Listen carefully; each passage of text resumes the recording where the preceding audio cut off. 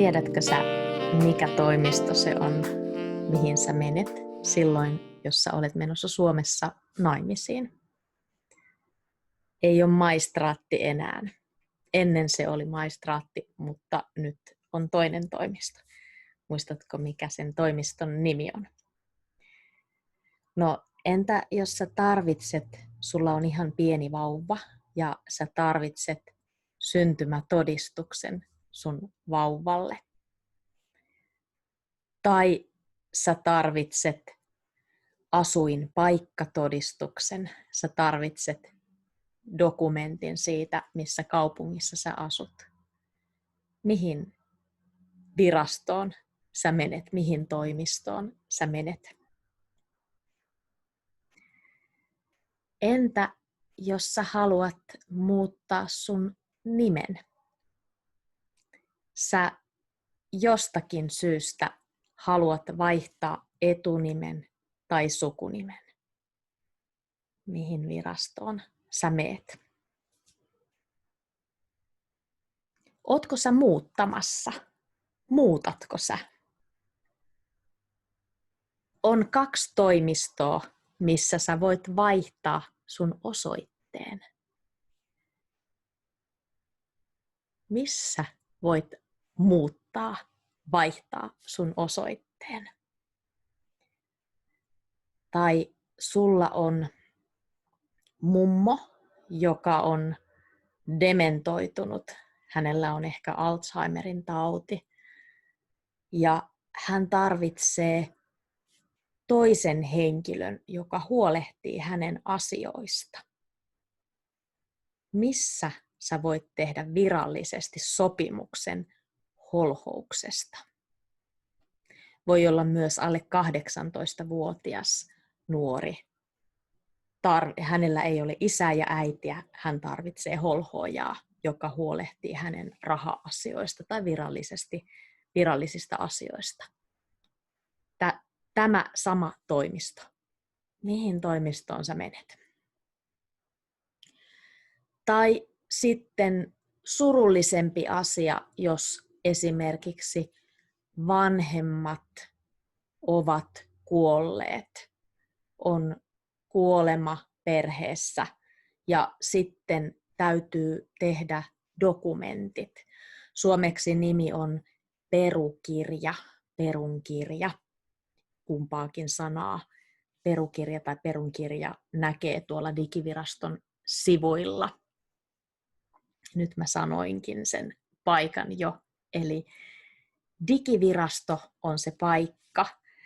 Se on virallisesti Digi- ja väestötietovirasto. Lyhyt nimi Digivirasto, dvv.fi on se paikka. Ja jos sulla on pankkitunnukset, viralliset pankkitunnukset, niin sä voit käydä siellä heidän nettisivuilla tekemässä melkein kaikki nämä lomakkeet.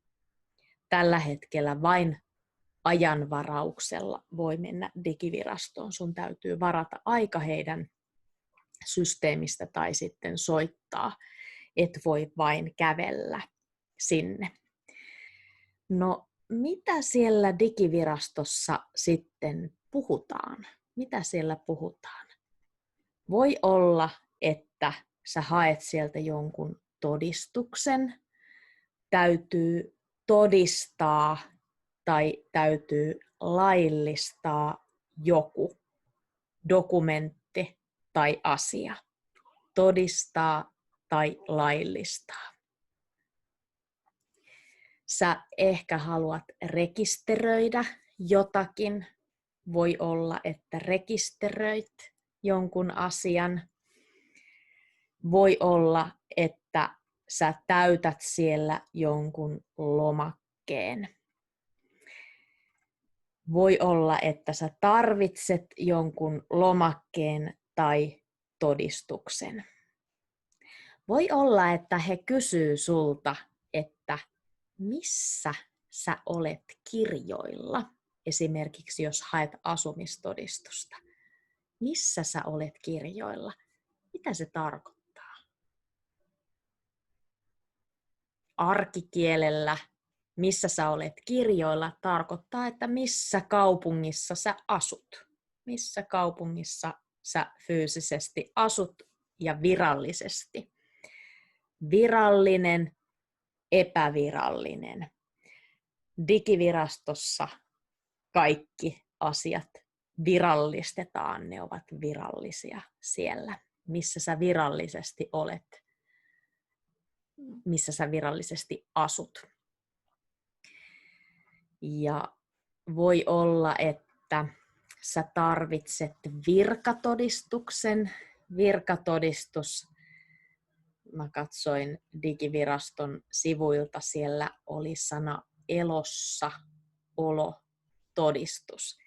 Elossa kuollut, jos sä tarvitset todistuksen siitä, että sä tai joku henkilö on elossa, niin sellaisen dokumentin saa Digivirastosta. Siellä myös virallistetaan avioero, eli avioliitto, jos se purkautuu, niin se tehdään myös Digivirastossa.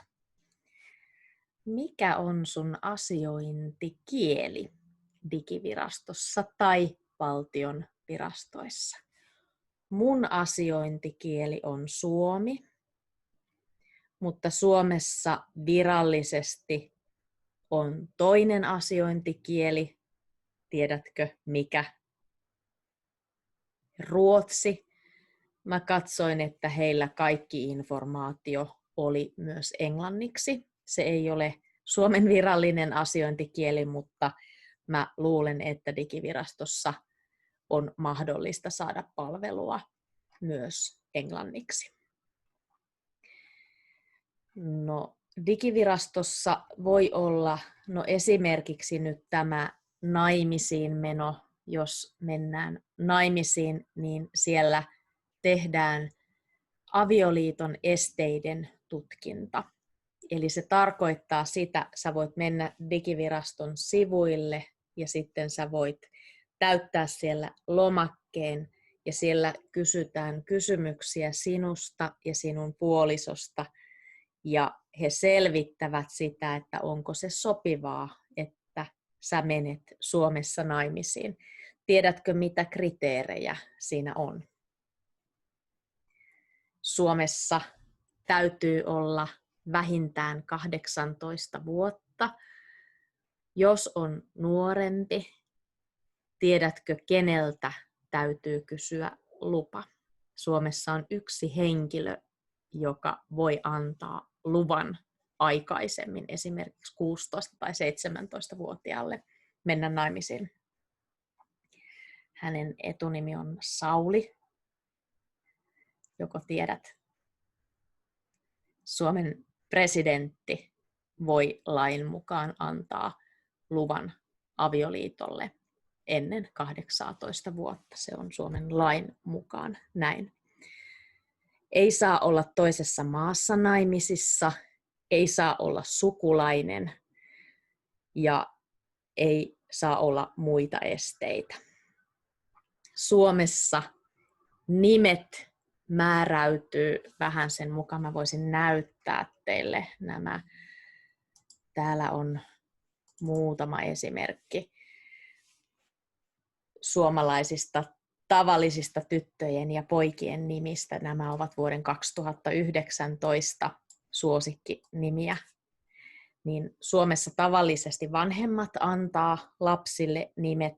Suomessa tytöllä ja pojalla on yleensä 3 nimeä, 2 tai 3 nimeä, 2 etunimeä ja sitten se sukunimi.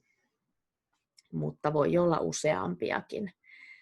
Aino, Aada, Sofia, Leo, Elias, Oliver ovat olleet viime vuonna tosi tavallisia nimiä. Mistä sun kotimaassa nimi tulee? Onko se isän nimi, äidin nimi? Vaihtuuko sukunimi, kun sä menet naimisiin? Suomessa tavallisesti se sukunimi vaihtuu, mutta sitten mies ja nainen päättävät yhdessä sen, että onko se sitten naisen sukunimi vai onko se miehen sukunimi. vai onko se kombinaatio? Se voi olla 2 sukunimeäkin. No, digivirastosta voi hakea sen asuinpaikkatodistuksen, siviilisäätytodistuksen, avioliittotodistuksen, syntymätodistuksen, erilaisia todistuksia, ja ne vähän maksaa, ne ei ole kauhean kalliita. Tuossa on sähköinen todistus on 5 euroa, ja sitten jos he lähettävät postissa, niin 7 euroa, 9 euroa, se vähän riippuu todistuksesta. Ja muuttoilmoituksen tosiaan voi tehdä digivirastossa tai sitten sen voi tehdä postissa. Molemmat paikat informoivat sitten muille tärkeille virastoille tiedot. Jos sä tulet Suomeen töihin ja sulla ei ole Suomen sosiaaliturvatunnusta, niin sä saat sen digivirastosta. Eli maistraatti ei enää ole, sitä ei ole enää, vaan nyt on digivirasto. Ja sitten jos sä esimerkiksi myyt tai lahjoitat, ostat, saat, vaihdat jotakin omaisuutta, esimerkiksi talo, niin kaupan vahvistukset tehdään digivirastossa tavallisesti. Apostillen, eli joku virallinen kirje täytyy todistaa oikeaksi. Siellä se oli joku 13 euroa. Tai sitten sä kutsut sun sukulaisen kylään Suomeen ja sä tarvitset notaarin todistuksen siihen, niin sä käyt hakemassa digivirastosta kaikki tällaiset. Oletko sä käynyt jo digivirastossa? Aika monet asiat voi hoitaa internetissä, mutta joskus voi olla, sä soitat sinne. Mitä sä puhut? Mitä sä sanot? Esimerkiksi saisinko lapsen syntymätodistuksen? Haluan mennä naimisiin, haluan rekisteröidä avioliiton. Miten mä voin muuttaa osoitteen? Mulla ei ole verkkopankkitunnuksia. On kuolemantapaus perheessä. Miten tehdään perunkirjat? Esimerkiksi tällaisia asioita. No, Suomessa on tällä hetkellä 5 538 680 henkilöä.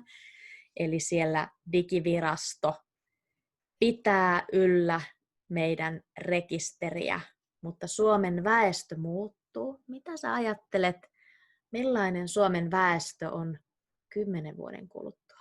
Keitä Suomessa asuu 10 vuoden päästä? Digivirasto seuraa näitä kaikkia asioita, meidän ihmisten asioita. Oletko sä saanut hyvää palvelua digivirastossa? Onko sulla ollut jo jotain asiaa sinne? Kannattaa tutustua, heillä on aika hyvät nettisivut, siellä on paljon informaatiota. Moi moi, nähdään taas!